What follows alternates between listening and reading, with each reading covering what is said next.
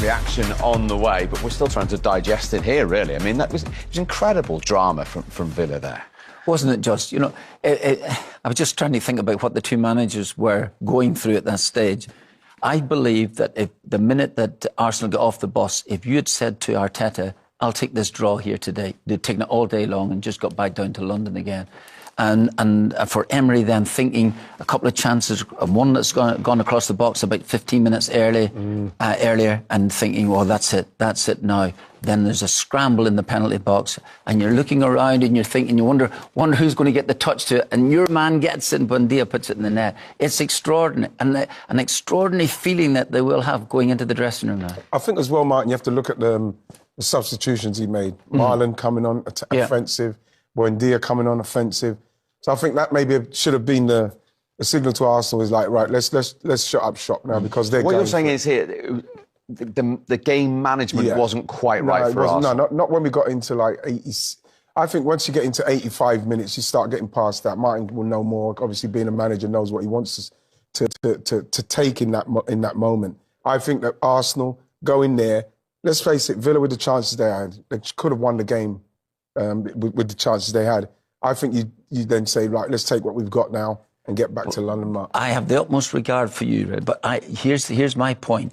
I think some players have to take responsibility. You mentioned Madueke should have run it into the corner. Yeah. These are the type of things. The manager would be encouraging him to do exactly that. Yeah. So, you know, you're talking about the man management there, or the game management time, then sometimes it's not down just to the manager. He would have been shouting those, although Madueke wouldn't have been able to have heard him, but he would have been shouting, take it to the corner. So your point is players on the pitch at that point should take responsibility. I think you know this. These are not young players anymore. You should know this. You know the last 5 minutes of a match is going to be very tight. You'll know what the manager's thinking. He will have taken the draw. Now, it's great to be offensive and it's great to be thinking that you can score in the last minute. And if you did get it, let's say Madueke had broken through and then suddenly something opened up for him, he scored a goal. There'd be nobody back in the dressing room saying, oh, we were going for that. You know, I remember one particular incident at Nottingham Forest in a European Cup game when a lad called Colin Barrett made this big run against Liverpool. We're 1-0 up, and the management team are desperate for him to stay put. He keeps running, and they're shouting at him to get back. He scores the goal, and it's, oh, fantastic. Yeah. So what I'm saying is that you know, the game can change, but absolutely, definitely, that Arsenal would have taken the draw there with 5 minutes to go. Yes. Is it too simple to say, if you've won the league and been there before, that you know, you do that, you feel it, you smell it? Well, you could say that now when you lose a game like that at that stage of the game. You could say, it's because they haven't done that. But I have to agree with Martin.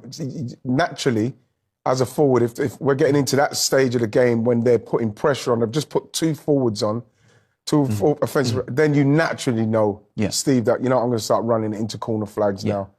You know, because like a point at Villa at this stage is good. And I think a lot more people will lose points at Villa Park. Of course. It would have been a good one to take. Yeah, absolutely. Yeah, it's, again, you're away from home. You're against the side who are right up alongside you. And this is a very, very important stage of the season.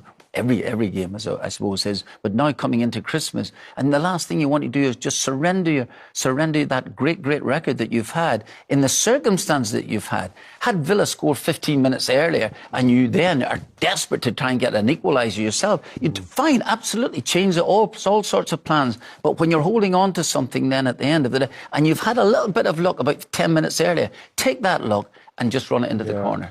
Could Arsenal have done anything more with the goal? I mean, they put 2 or 3 tremendous blocks in the build-up, didn't they? Well, this is what I'm saying. I thought it was brilliant defending. I was hoping that someone would clear it, but the way it was going, you know, the way Buendía, you could just see where Buendía is. He just stays in and around it, you know. He has a shot there, you know what I mean? He passes it there, but then he gets up and he's just staying involved, waiting for something scratch. But then that's the composure. Yeah. He's waiting for something, and the composure is to not just slash it. He's placed it in past the goalkeeper. Great save from the goalie, great block from Timber there, great block from them again there. But then you can see he's just waiting. He's just waiting, Buendía, on the edge of things, like what's it called, flankers, you know, to get the ball and throw it out again. He's just, and that's a good finish. Yeah. And I give Villa that. You know what I mean? Because they kept going. They done well. Yeah, I don't think that Arsenal could have done much more in that penalty box. They've got bodies behind it. They've tried to block it off, and the ball's just flukily come out again. That's the point. But overall, it's the minutes leading up to that that were the concern for them. And Villa's character to keep going. Of course, yeah. Well, that's the manager. We've praised him all day long. And so he might as well take the credit for it. He's got to get credit for that, Steve, because he's brought 2 forwards on at the depth there. You know what I mean? Now Villa, 3 points behind. They'll feel confident. They started the season pretty poorly after, everything that happened to them last season, missing out on Champions League, not being able to sign players and starting the season so badly. Now they've got themselves in a position where they're 3 points behind the leaders who everybody's talking about as, you know what I mean, who's going to catch us? Depend, really, on their major players staying fit. I think that's the big thing. Now, also, like Arsenal, like Manchester City, I suppose they're in European football. That does take it out of you, depending on what sort of mentality you have, what sort of feeling you have towards the Europa League, for instance, that Aston Villa could win. They are capable of winning it. There's no question about it, because I feel, particularly in the Europa League, that the English teams are pretty strong. But what now that you've put yourself into a position of trying to win the league, I think if you were asking the little manager, I think he would think, well, I think if you give me the Premier League title, I can think about Europe in another 5 years. Let's get to Villa Park and speak to the hero, Emi Buendía. I mean, I can see the smile from here, Emi. Thanks for joining us. Just put that into context. A last-minute winner, Holt End, to beat the league leaders. Incredible feeling. Amazing. We know how important it is for us to play here at Villa Park with our fans, and scoring a massive goal at the end in a really tough game in front of the whole team. Yes, it's incredible, a beautiful feeling. And so I'm really happy, and really happy for the 3 points as well. And for the goal, amongst all the mayhem of blocks and challenges, you look to really keep your composure with that finish. Yeah, well, I try to, like the manager asked me to be in the box, to have these chances. So I try to be ready, prepared for any opportunity there. I think they jump 3 players to block Camara's shot. So I just seen a small space, and I try to put it in there. So yeah, really happy to go to the end of the net. So really happy. Emi, Ian Wright here. Just want to say through gritted teeth, congratulations on your goal there at the end. But like when you was coming on there, the manager is very positive. Substitutions, he brought yourself on, offensive player, brought Marlon on, offensive player. Was he saying, go on and win the game for me? What did he say?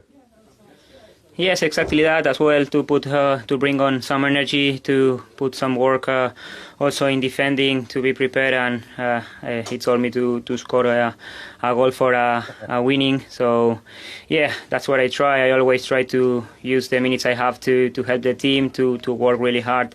And yes, of course, if I can help the team with goals or assists, I'm really glad with it. So yeah, happy today. Well done to you as well, coming off the bench and doing it. Well done for you. Yeah, and you'd been on the pitch less than 8 minutes. Is that just a sign of the depth and talent in the squad Villa have got at the moment, Emi?